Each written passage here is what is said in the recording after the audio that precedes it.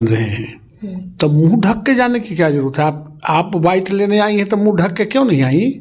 आप लड़की नहीं हैं। आप मुंह में हिजाब लगा के जाइएगा पेशेंट को चेक करने के लिए, तो जवाब कैसे दीजिएगा? ये कोई बात नहीं। आप मुख्यमंत्री कोई पुरुष है तो कुछ पहन लेगा, लंगोटा पर घूमते चलेगा सेक्रेटेरिएट में। मुख्यमंत्री के यहाँ जाएगा अपॉइंटमेंट लेने के लिए तो हाफ पैंट पहन के जाएगा। ये अच्छी बात है ना। अभी तो अपने आरजेडी के नेता के भाई बहन के मारा मारी चल रहा है, माई बेटी के मारा मारी चल रहा है।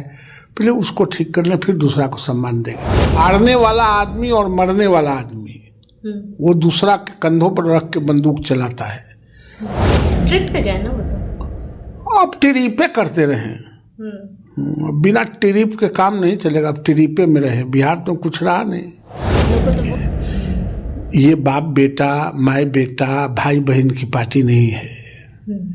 कभी कहीं कोई भी कुछ भी बन सकता है, कहीं जा सकता है।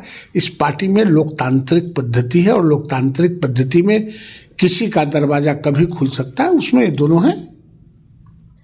बिहार की राजनीति के दो बड़े चेहरे, एक तरफ वर्तमान मुख्यमंत्री और दूसरी तरफ पूर्व मुख्यमंत्री जीतन राम मांझी और नीतीश कुमार, इन दिनों लगातार चर्चा का केंद्र बने हुए हैं, विवादों में घिरे हुए हैं। नीतीश कुमार की बात करें तो एक तरफ एक मुस्लिम महिला का हिजाब हटाने को लेकर विवाद में है, तो दूसरी तरफ जीतन राम मांझी अपने कुछ बयानों को लेकर। पूरे मामले पर चर्चा करेंगे। बातचीत के लिए हमारे साथ बीजेपी से एमएलसी नवल किशोर यादव जी मौजूद है। सर पहले तो स्वागत है आपको भी। धन्यवाद। सर पहले नीतीश कुमार जी की बात करें, मुख्यमंत्री जी पर लगातार पूरे देश भर में उनके खिलाफ विरोध किया जा रहा है कि उन्होंने मुस्लिम महिला के इज्जत पे एक तरीके से हाथ डालने की कोशिश की, एक सम्मान उनका हनन करने का कोशिश किया। नहीं, ये अननेसेसरी, ये दुष्प्रचारित करने का प्रयास है। मुख्यमंत्री क्या गलती कर दी? अच्छा, आप जा रही हैं अपॉइंटमेंट लेटर लेने, आप डॉक्टर बन रहे हैं तो मुंह ढक के जाने की क्या जरूरत है? आप वाइट लेने आई हैं तो मुंह ढक के क्यों नहीं आई? आप लड़की नहीं हैं। वही एगो लड़की है। आप कोई डिग्निटी है, कोई प्रोटोकॉल है। अब जब जा रहे हैं आप अपॉइंटमेंट लेटर लेने एज ए डॉक्टर, आप मुंह में हिजाब लगा के जाइएगा पेशेंट को चेक करने के लिए, तो जवाब कैसे दीजिएगा? ये कोई बात नहीं। आप मुख्यमंत्री एक इस तरह से उन्होंने बताने का प्रयास किया कि ऐसा नहीं होना चाहिए। जहां हिजाब लगना चाहिए, हिजाब का कोई खिलाफत नहीं कर रहे हैं। जहां हिजाब लगना चाहिए वहां लगे, लेकिन हर जगह जहां वीडियोग्राफी हो रहा है, फोटोग्राफी हो रहा है, अपॉइंटमेंट लेटर दिया जा रहा है, वहां इसको एक प्रोटोकॉल में रहना चाहिए।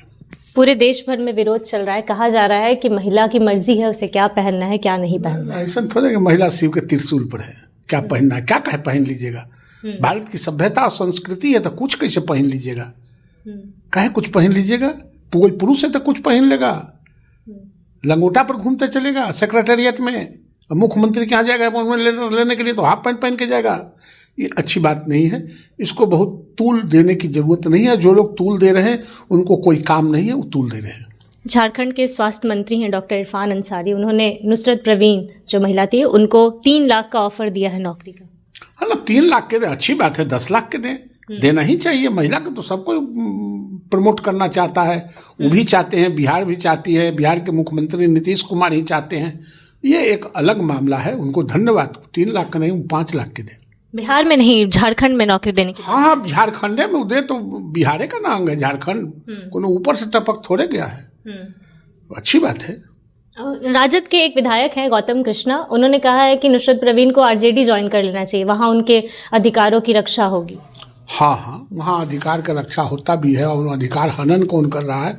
आरजेडी से बेहतर कोई अधिकार का रक्षा करने, पहले अपना अधिकार का रक्षा कर लेना। अभी तो अपने आरजेडी के नेता के भाई बहन के मारा मारी चल रहा है, माई बेटी के मारा मारी चल रहा है।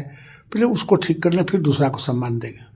जीतन राम मांझी भी इन दिनों विवाद में हैं, उनको लेकर भी चर्चा चल रही है कि वोट चोरी को लेकर लगातार बयानबाजियां चल रही है, उनके भी कुछ बयान है, उस पर क्या कहें? नहीं, जीतन राम मांझी जी ने वो अपना स्पष्टीकरण दे दिया कि मेरे मामले को तोड़ मरोड़ के चलाया गया। मेरा कहने का मकसद यह नहीं था। मेरा कहने का मकसद यह था कि हमने विधायक को कहा कि लास्ट टाइम रिकाउंटिंग कराए तो जीत गए थे, इस बार रिकाउंटिंग कराने के लिए बात नहीं कही और वो चले गए छोड़ के, इसलिए हार गए।